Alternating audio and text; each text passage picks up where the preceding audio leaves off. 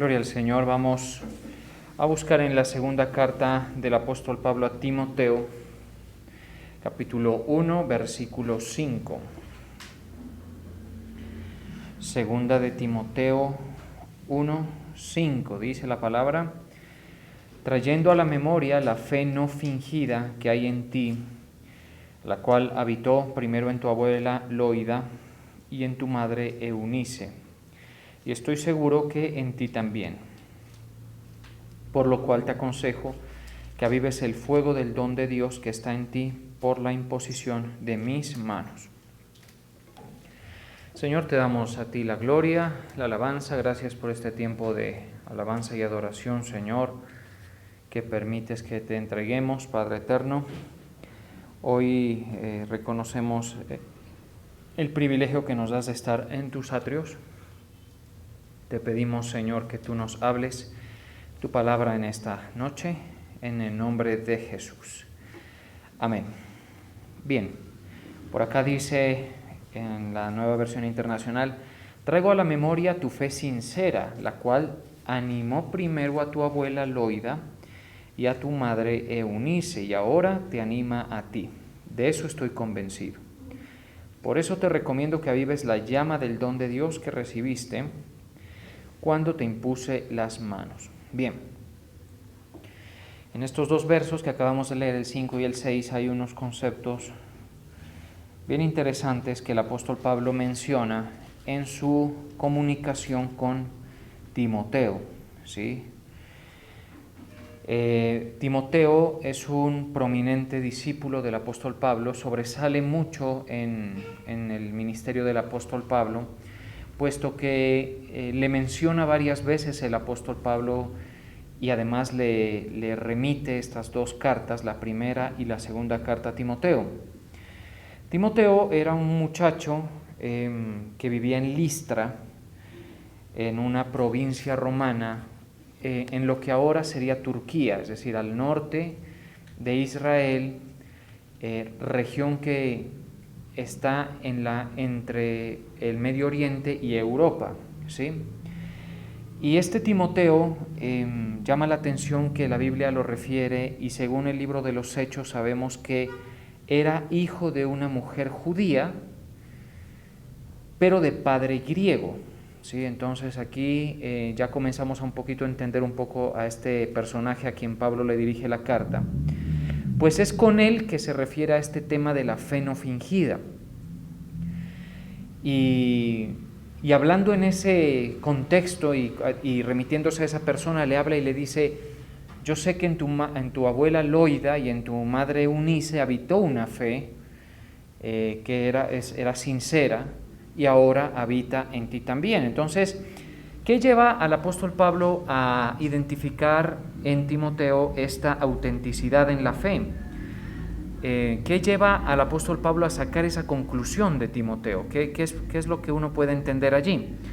Bueno, una de las cosas es que Timoteo, a pesar de ser judío o tener una mezcla allí por su padre griego y su madre judía, él escogió creer tanto en el Dios de Israel, ¿sí?, como también en Cristo Jesús, su Hijo, su enviado, en el plan de redención para el mundo. Mucho ojo a lo que estoy describiendo, porque eso es lo que Timoteo tuvo que aceptar, creer, ¿sí? Entonces, sabemos que Timoteo creyó en el Señor, creía en el Dios de Israel y practicaba la fe desde el lugar donde estaba, en este caso Listra, en medio de un contexto ya muy lleno de toda suerte de influencias religiosas, puesto que pues ahí estaban las influencias romanas, ahí estaban un poco las influencias griegas que venían un poco más del norte,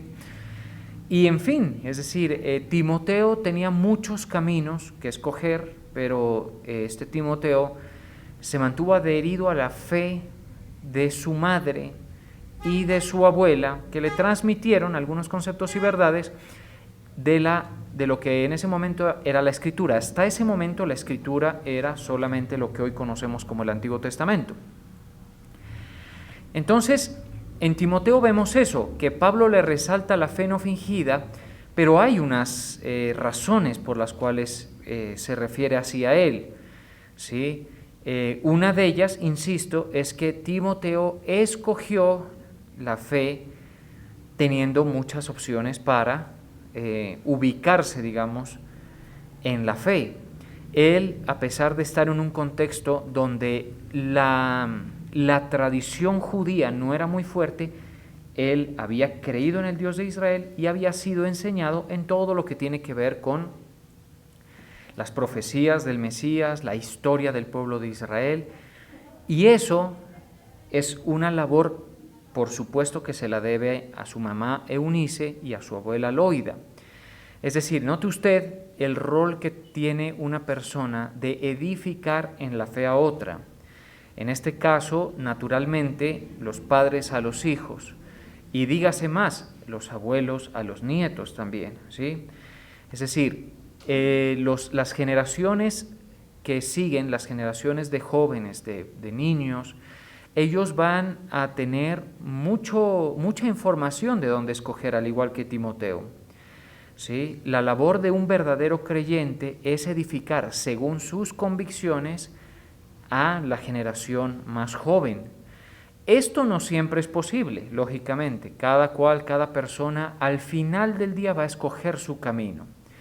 Por eso es que el apóstol Pablo dice, hay una fe no fingida en ti.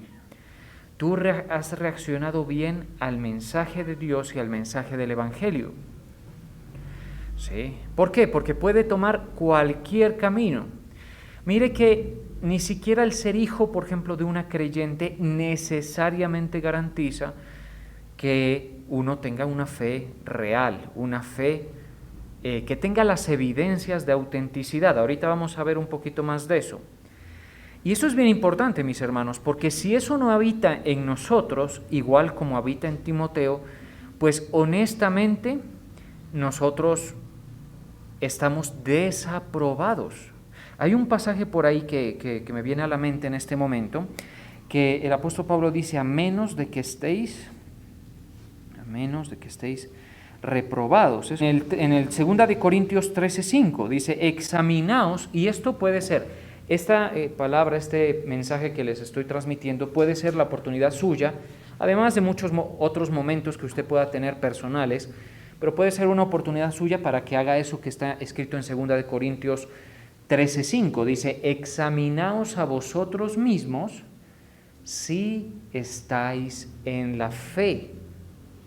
¿Sí? Bueno, para estar en la fe, pues por supuesto tenemos que tener una fe que sea auténtica, que no sea una ficticia, que sea impostada, que sea una mentira. ¿Estamos de acuerdo? Ya vamos a hablar de eso, pero ya cuando uno dice, cuando el apóstol Pablo dice, examinaos a vosotros mismos si estáis en la fe, nos está dejando la responsabilidad a nosotros de ver si esto sucede, porque esto no es algo que uno pueda decir, aquella persona tiene fe y aquel no. Sí hay unas evidencias, pero uno se arriesga demasiado al decirlo, pues una declaración muy contundente.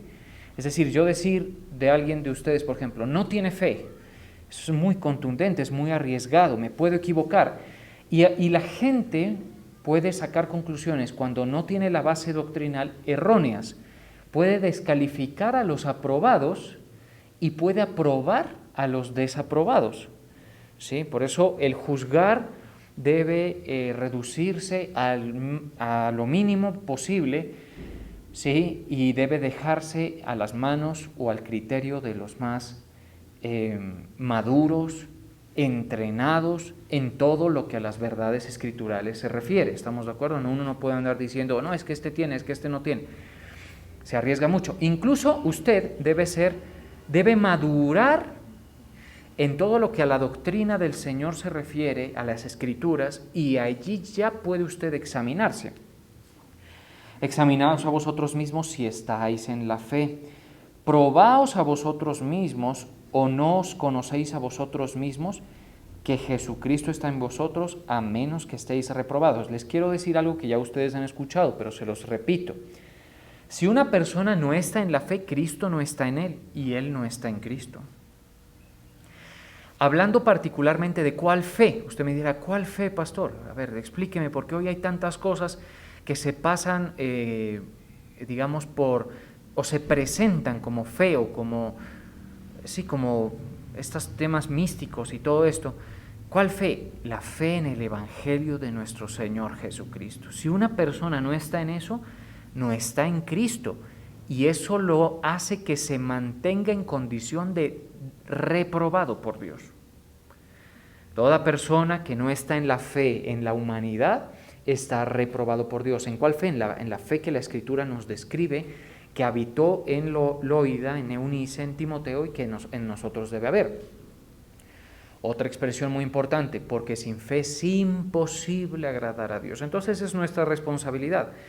Y que el apóstol Pablo haga una aseveración tan categórica como decirle a Timoteo, estoy convencido de que en ti también hay fe sincera, pues tiene que haber unas evidencias de ello, evidencias que están a la vista y que pueden ser escrutadas por una persona, insisto, que tenga la madurez, pues, como la del apóstol Pablo, ojalá, ¿no? Pero él tiene lógicamente una talla bastante alta. Entonces, volviendo, dice, en 2 de Timoteo 1:5, dice, trayendo a la memoria. Entonces, el apóstol Pablo traía a la memoria la fe no fingida que había en Timoteo.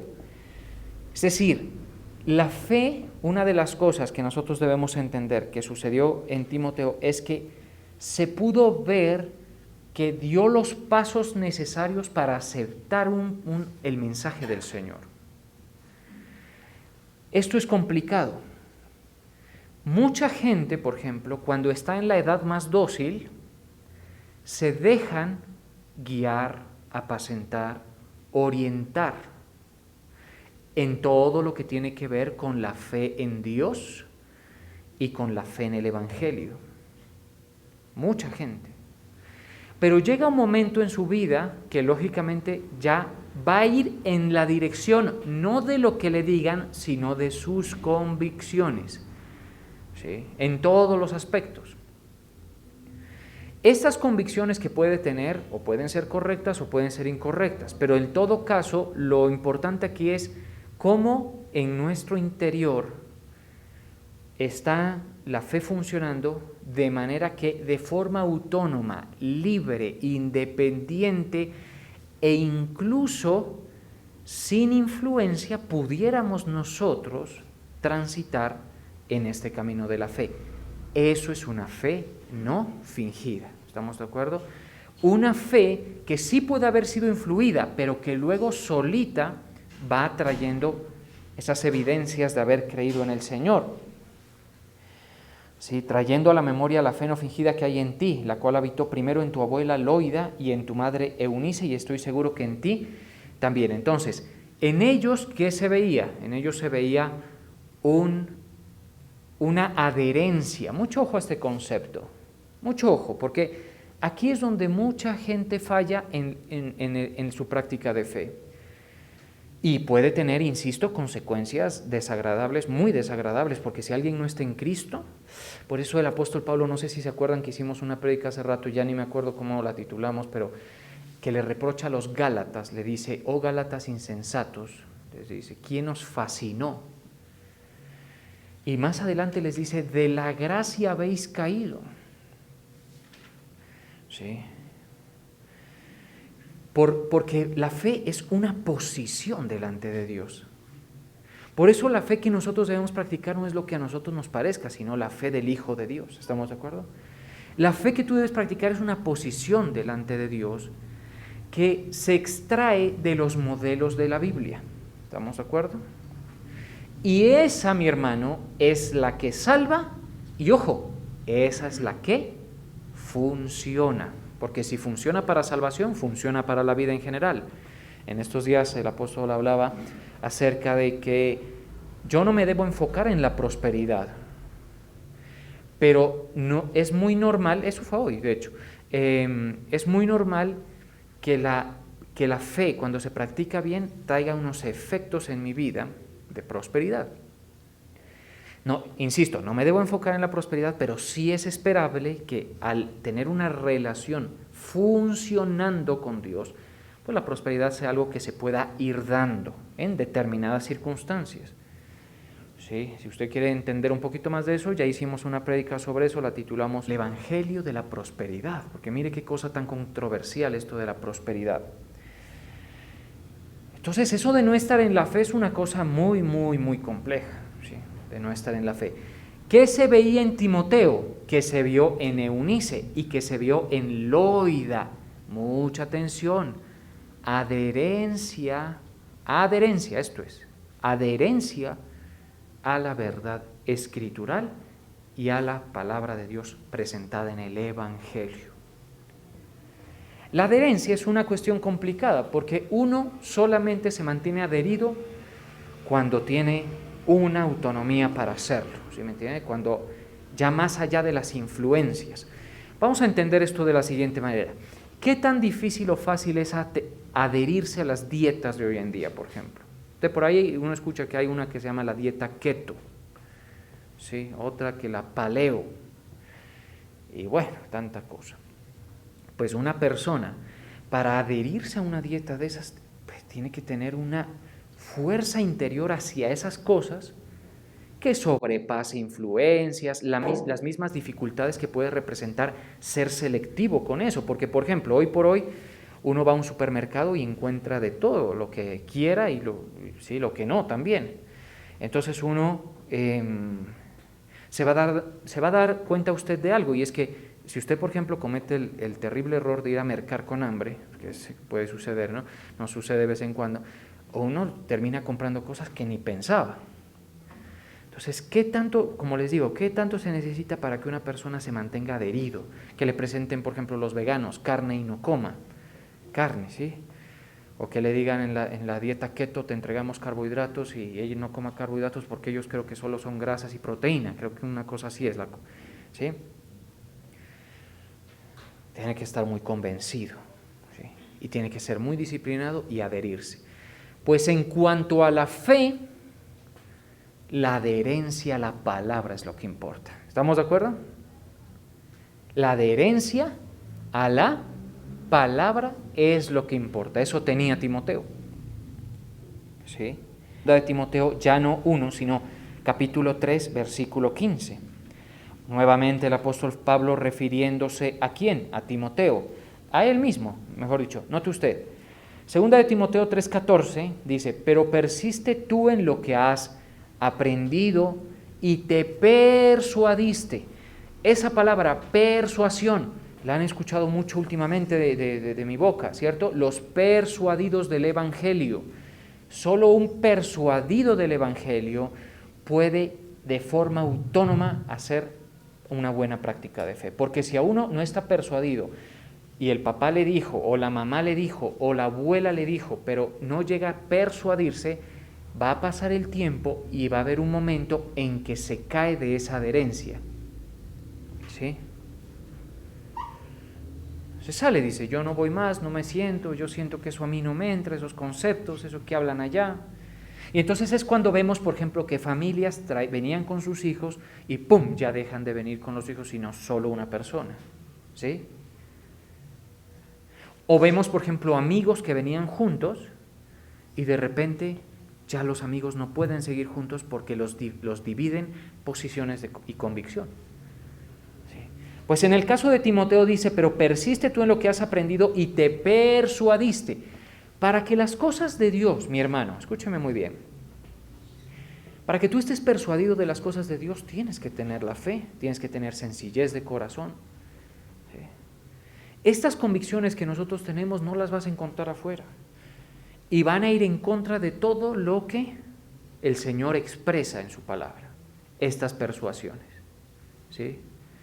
El mundo está persuadido de otras cosas. Y van a tratar de persuadirnos a nosotros de cualquier cantidad de situaciones, ¿sí? Pero nosotros tenemos que tener adherencia a las convicciones de la palabra de Dios. Un verdadero discípulo es aquel que la palabra de Dios ha sido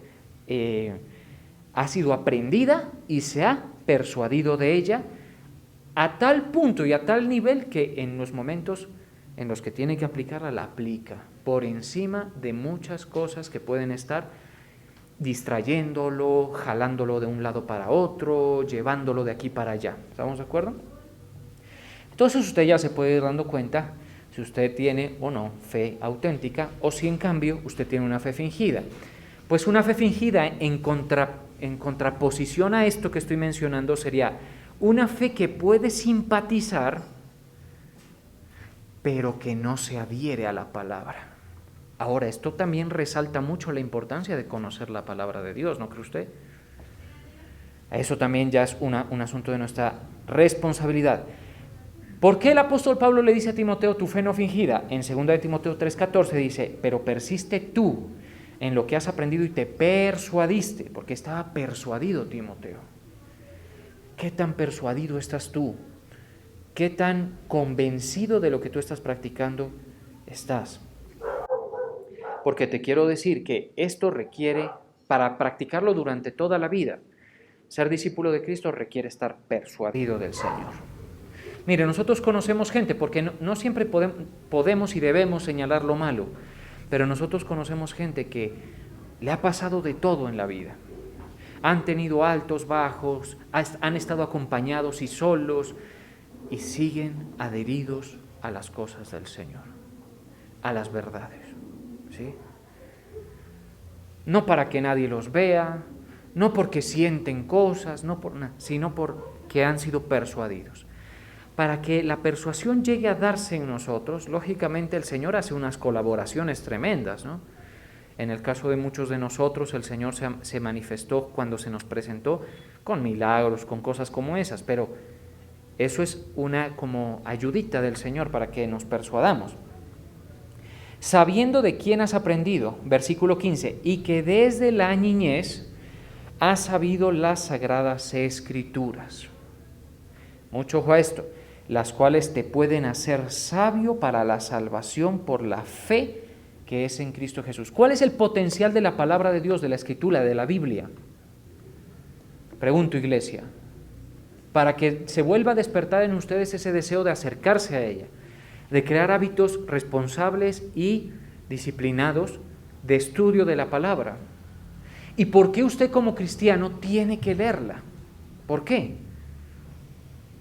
Porque ellas, ¿sí?, cuando usted las sabe, pueden hacerlo sabio para la salvación por la fe que es en Cristo Jesús. O sea, hay que saber, ¿sí?, hay que saber las Sagradas Escrituras.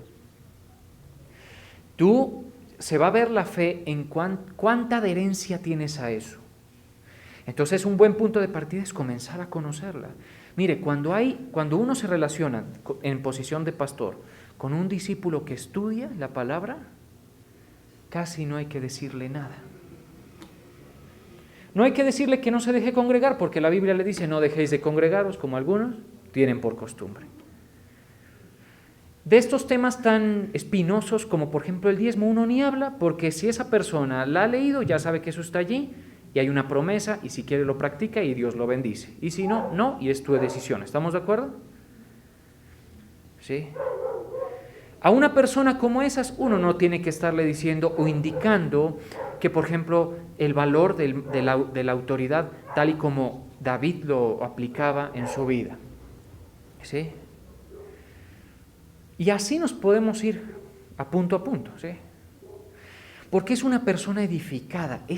La verdad es una condición muy rara de ver en los creyentes. ¿Por qué? Porque debemos admitirlo, así sea con un poco de vergüenza, que no somos los más lectores ni los más... Pero hay una fe en nosotros que nos permite prestar atención.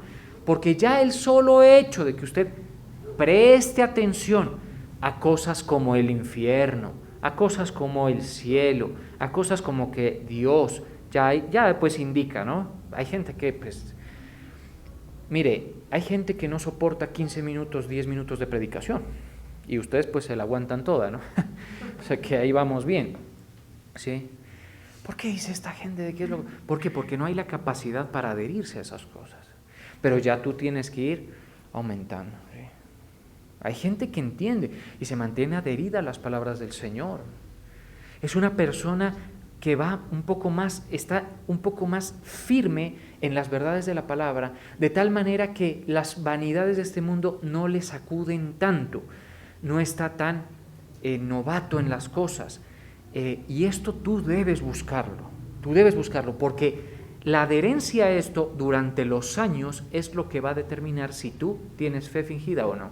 Entonces, una de las cosas es que el tiempo es un gran amigo de la verdad, y ya veremos qué tanto puede durar. ¿Estamos de acuerdo? Pero ya vamos a ver otro aspecto de esto. Y que desde la niñez has sabido las Sagradas Escrituras. Entonces, mire, Timoteo había sabido las Sagradas Escrituras. ¿Quién se las enseñó?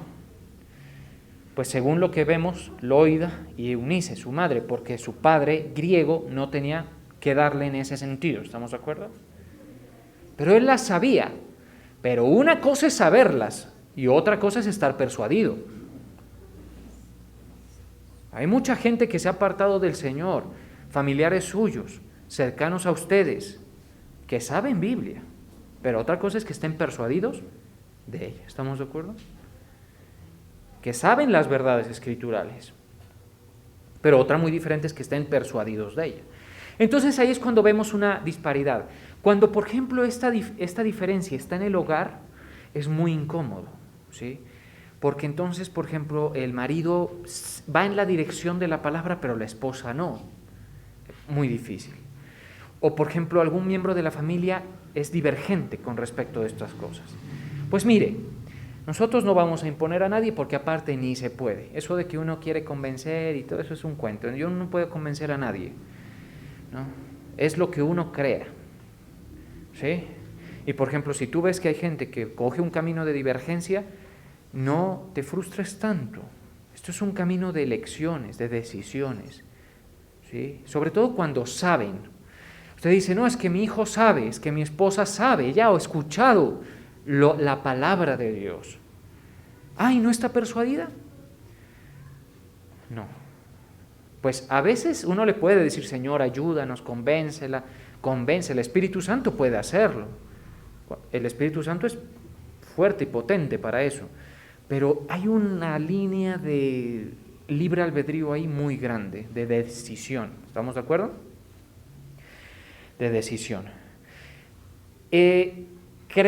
Saber la palabra es una cosa, estar persuadido es otra. Y los persuadidos de la palabra son los que tienen la fe verdadera. ¿Estamos de acuerdo? Ahí podemos ir sacando ya algunas conclusiones.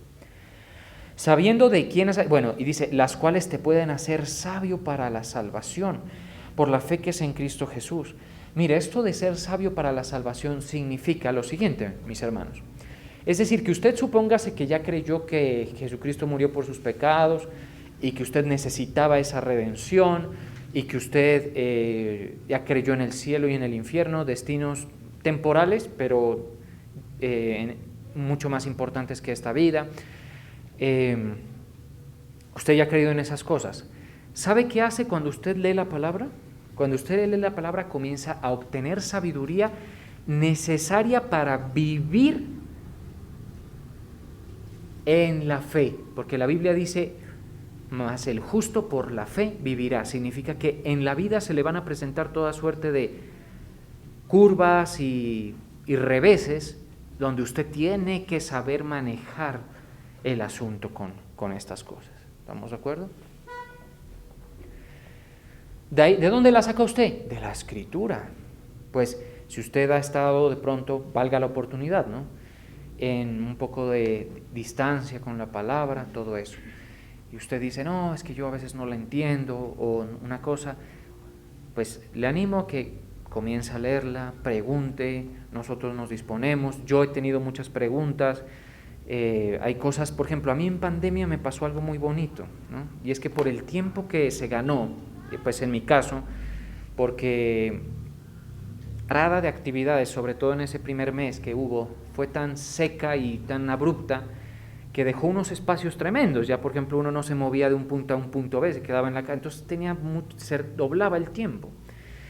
Y a mí me pasó algo bien interesante, y es que, siendo pastor, note usted, pude o recuperé esa habilidad de poderme sentar a leer sin necesidad de preparar mensaje para darlo. ¿Estamos de acuerdo? Porque para uno como pastor siempre está el apremio de que ¿qué les enseño, Señor? Háblame con tu palabra para darles. Pero si uno se descuida, se va llenando de actividades, se va llenando a tal punto que ya uno solo se hace eso, y entonces llega un punto en dónde está el momento tuyo de devocional. Y la pandemia me permitió como poner las cosas en orden, me despojé de un poco de actividades no muy productivas, organicé mejor, a una hora tenemos un ritmo no tan vertiginoso, antes se viajaba mucho y cosas así, y entonces se recuperó eso. Y la Biblia se me abrió como si yo, o sea, todos esos temas que ustedes ven ahí que les hemos dado, todo eso es como que si un velo nuevo se hubiera quitado. Ya se comprendían algunas cosas, pero eso es impresionante, y como que un nuevo o algo nuevo me comenzaba a animar. Ah, qué curioso. La Biblia, la Nueva Versión Internacional dice, en el verso que citamos, en 2 de Timoteo 1:5, utiliza estas expresiones. Pónganla ahí, por favor, en la Nueva Versión Internacional. 1 de Timoteo 1:5. Traigo a memoria tu fe sincera, la cual, ¿qué dice ahí? Animó. Cuando tú lees la palabra del Señor y tienes la fe, la palabra de Dios te anima y te mueve y te lleva, y eso pone un nuevo motivo dentro de ti. Comienza, ¿sí? Pero lógicamente hay adherencia. A veces puede usted decir, no, es que no tengo el tiempo, una cosa o la otra. Claro, pero ¿qué tan adherido estás? ¿Estamos de acuerdo? Pues yo tengo que decir que en la mayoría de los casos de quienes pienso, pues están adheridos. Algunos más, algunos menos, pero honestamente, cuestiónese usted mismo, porque ya tan profundo si yo no puedo entrar, ¿sí? Tan profundo no se puede entrar. Entonces, le dice, te pueden hacer sabio para la salvación por medio de la fe que es en Cristo Jesús. Toda la Escritura es inspirada por Dios. Mire qué verdad tan bonita. Toda la Escritura es inspirada por Dios y útil para enseñar y para redarguir, para corregir, para instruir en justicia. ¿Sí? Es una posición que solo es viable cuando hay fe. Le voy a dar una señal también de algunas personas que se podría pensar que no tienen fe. Según esto, es una persona que cuando se usa la palabra de Dios para corregirla, se molesta, la resiste y se aparta. Mire qué cosa. ¿Sí? Porque te voy a decir algo. La única razón para que tú me consideres a mi autoridad y para que consideres que yo tengo cierta autoridad espiritual para corregirte es cuando tú algo de palabra conoces y has sido edificado. Y entonces una vez llega donde las personas le dicen, mira, lo que está pasando aquí, lo que tú estás haciendo, no está bien.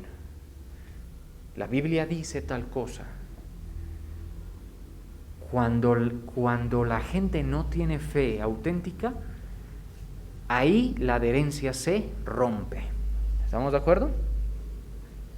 Mire usted qué está haciendo ahí, cómo suceden las cosas. La idea es que ustedes que son salvos, que hemos sido salvos por la gracia de Cristo, pasemos la vida adheridos a la palabra de Dios, ¿sí? Ella nos va a permitir prepararnos para momentos futuros tan importantes como el arrebatamiento, ¿sí? Y también prepararnos para la vida tan a veces monótona, un poco repetitiva que vivimos aquí, pero en la fe del Hijo de Dios. Para todo, ¿sí? Para todo. Lo importante es que haya eso. Entonces, aquí está, podemos continuar hablando de otros aspectos que pueden dar evidencia, a ver si nos queda tiempo, sí, de cómo es la fe auténtica. Hay un pasaje, me llama a mí la atención, del profeta Jeremías, capítulo 3:8, que cuando lo encontré, me di cuenta algo acerca de esto porque utiliza la misma palabra. Dios mismo, a través del profeta Jeremías 3:10, dice, Con todo esto, su hermana rebelde Judá, Dios está hablando de Israel y de Judá, representándolos como hermanos, Israel y Judá su hermana. Con todo esto, su hermana la rebelde Judá no se volvió a mí de todo corazón, sino fingidamente, dice Jehová. Cuando usted lee eso, sino fingidamente, y uno lee el contexto del pasaje, llega a la conclusión de que ¿por qué era fingida? Porque ellos no tuvieron un cambio de comportamiento frente a Dios en lo que a Dios le pedía. ¿Sí? Otro aspecto de la fe fingida. Ellos dicen Dios, ¿sí? Pero no necesariamente hay autenticidad. Ahora, les voy a explicar este punto, porque este también es bien interesante. ¿Qué le pedía Dios a Judá en ese tiempo? Se lo resumo, fácil.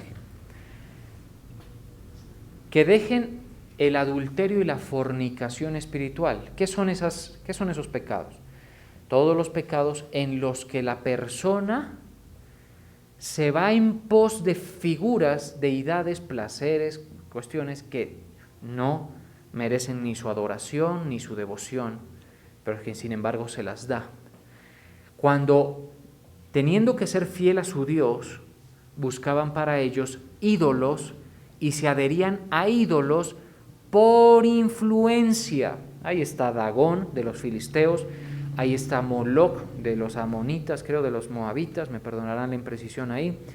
¿Sí? Ahí están todos estos, Diana de los efesios también, la misma Artemisa, todos estos deidades con identidad femenina. ¿Sí? Y Dios les dice, eso no me gusta, vuélvanse, y ellos no se volvían de eso. Hoy por hoy, el Señor nos pide lo siguiente, presten atención, para ver si ya sucedió esto en ustedes. La fe fingida va a escuchar, pero no va a transformar lo que aquí pasa y por ende tampoco el comportamiento. Hoy, ¿qué nos pide el Señor? Que nos suceda algo que se llama la metanoia mental. Mire, hay dos demandas del Señor fundamentales. Desde que Cristo vino, ya hacen 2021 años de eso, la predicación es esta, diciendo, Marcos 1:15, desde el 14 podemos leer, Marcos 1:14. Después que Juan fue encarcelado, Jesús vino a Galilea predicando el evangelio del reino de Dios. Desde que Jesús comenzó a predicar, ya entramos en una etapa diferente de lo que Dios le demanda a la raza humana. Y usted se va a dar cuenta que las demandas de Dios son concretas y son solo dos para esta época. Dice, predicando el evangelio del reino de Dios, diciendo, esto predicaba Jesús, el tiempo se ha cumplido y el reino de Dios se ha acercado. Arrepentíos y creed en el evangelio. ¿Cuáles son las dos demandas de Dios? Arrepentíos y creed. Díganlo, porque si ustedes algún día quieren, que también eso sería bueno, y eso es una evidencia también de cuán auténtica es nuestra fe, predicar y decir, ¿qué es que me pide Dios? Le va a decir la gente, arrepentíos y creed en el evangelio, es lo único que pide. Él no pide más para esta época. Arrepentíos y creed en el evangelio. ¿Ya creíste tú en el evangelio? ¿Ya te arrepentiste? Pues pastor, yo me confesé, ¿sí? Que esta mañana mentí y antes de ayer tuve un tema ahí, peleé y este otro día tuve una cuestión sexual y este otro día me robé estas cositas. Sí. Entonces, en la ignorancia mucha gente ha dicho, no, es que te tienes que confesar tus pecados. Mire, mi hermano, si usted puede coger hoy y comenzar a hacer una lista de pecados que usted tiene, hay cosas que usted nunca va a encontrar, que están ahí. Pecados, ¿estamos de acuerdo? Entonces pregunta, ¿se puede usted arrepentir de todos sus pecados? No, ni los conoce. El rey David decía, líbrame de los que me son ocultos, ¿sí? Uno ya sabe los más evidentes, los que vergonzosamente tapamos, la envidia, la mentira, o sea, cosas como esas, eso ya todo el mundo. pero nosotros estamos allí. Cuando dice arrepentíos, significa transformación mental, metanoia, que permita a una persona aprender y adherirse y vivir según lo que está escuchando. Entonces, ¿ya tú te arrepentiste? ¿Sí? ¿Ya sucedió la metanoia en ti?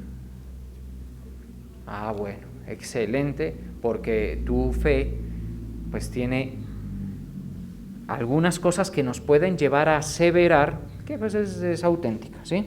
Pero si ese no es el caso, peligro. Pues les cuento algo, mucha gente no está arrepentida porque no han creído el Evangelio. Yo he tenido conversaciones con personas donde alguna vez tuve una conversación con alguien y yo le dije, es que yo tengo familia en el infierno, le dije yo. Y las personas estas me dijeron, sí, ¿cómo es posible? ¿No? Y le dije, y es muy posible que tus antepasados, le dije a esa persona, estén en el infierno. Eso yo vi que lo estremeció a esa persona, lo vi en su semblante, porque el concepto que esta persona tenía de su antepasado era que era pues bueno, ¿sí? De esos viejitos o viejitas buenas que lo único que hacen son hojaldras, ¿sí? O sea,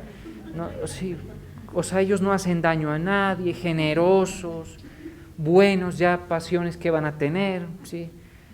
Entonces, claro, el concepto decía, no, y siempre estuvieron con nosotros, porque hay buenos padres, es que en el mundo hay buenos padres y hay malos padres, ¿estamos de acuerdo? Entonces él decía, ¿cómo mi abuelo o mi abuela o mi mamá? Y yo vi que le molestó eso. Porque la gente muchas veces acepta algunas cosas de Dios, pero no todas. Y una de las cosas que nosotros debemos aceptar es que sin Cristo no hay manera de justificarse delante del Padre, sin la sangre de Cristo. Y para recibirla hay que creerla y vivir adheridos al Evangelio. ¿Estamos de acuerdo? Por eso dice, arrepentíos y creed en el Evangelio. Entonces yo le decía, yo tengo familiares en el infierno. ¿Sí? Claro, sí, porque no aceptaron que estaban muertos en sus delitos y pecados. No creyeron que el Señor precisó de un plan para salvarlos. ¿Estamos de acuerdo?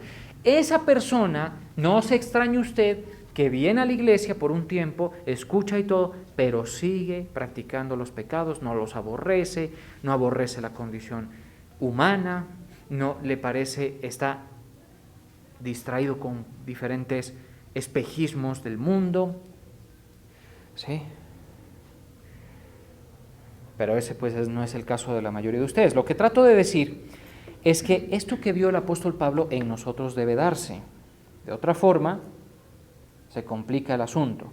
Arrepentíos y creed en el Evangelio. Cuando una persona se arrepiente y cree en el Evangelio, entiende el valor de honrar al Señor, santificar, ya es diferente, ya son como más unas consecuencias, ¿sí? Si yo sé que el Señor, o sea, si yo creo que el Señor ha hecho todo lo que ha hecho por mí y creo en el Evangelio, mis enfoques tienen que cambiar, Esas son las dos demandas que el Señor ha hecho a lo largo del mundo, ¿sí? Y desde que Él vino. Entonces, en nuestro caso, mis hermanos, debe haber esas consideraciones. Es importante que usted lea la palabra, la aprenda. Cuando usted se interesa por venir a escucharla, es importante también que traiga su Biblia y usted comience a conocer. Porque un día esto tiene que ser suyo. Un día usted tiene que vivir en estas circunstancias, así no se pueda seguir congregando, ¿sí? ¿Qué, por ejemplo, qué vimos que pasó en pandemia?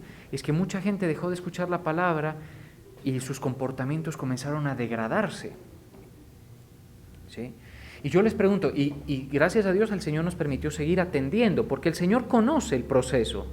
El Señor no es que ignore que necesitamos. Yo confieso que necesito también la congregación y la enseñanza, por eso la busco. Yo no podría todavía sin eso, pero lo que les quiero decir es que ¿qué pasaría si se acaba todo aquí? ¿Sí? Si no se pudiera por una razón como la que vivimos hace un año. ¿Sí? ¿Podrá seguir la persona? Pues ahí se veía, mire, habían unos adheridos a la palabra que seguían, ojo, y felicito, muchos, no todos, pero los felicito, siguieron sujetos, siguieron congregándose virtualmente, siguieron diezmando, ¿sí? Siguieron buscando la oportunidad de honrar al Señor en medio de la situación. Mis felicitaciones. ¿Qué significa eso? Ahora dígame si uno desde de un confinamiento como el que hubo podía estar persiguiendo y diga, ponga, venga, haga, reunámonos. ¿Qué, hermano? Allí es cada cual. ¿Eso qué significa, mis hermanos? Adherencia. ¿Qué significa? Adherencia. Y felicito a las personas que estaban en esa condición. ¿Sí? Otros no hablando de la pandemia. Otros se les ha caído a pedacitos las cosas que tenían bajo control. No les han salido bien del todo las cosas. Y hay gente, honestamente, que es respetable porque siguen creyendo. ¿Qué significa adherencia? Yo no te puedo a ti sostener. Mientras te edifico, sí. Mientras me entiendas como autoridad, sí. Mientras me percibas como tu pastor, pero es que para que usted crea en el pastor, tiene que creer en la palabra. Porque los pastores son establecidos ¿por quién? Por Dios. O les pregunto, ¿el mundo honra a los pastores? Yo lo tengo bastante claro. Sé perfecto que no. ¿Sí? Van a tratar pero entonces tú que has escudriñado la palabra, que sabes si hay una honra hacia el pastor y hacia su función, no tanto al pastor está bien, pero a la función que tú la entiendes. Adherencia, eso, si hay eso, la fe no es fingida, y eso no hay problema, y estamos bien, digamos, ¿sí? Tengan en cuenta eso, vamos a orar.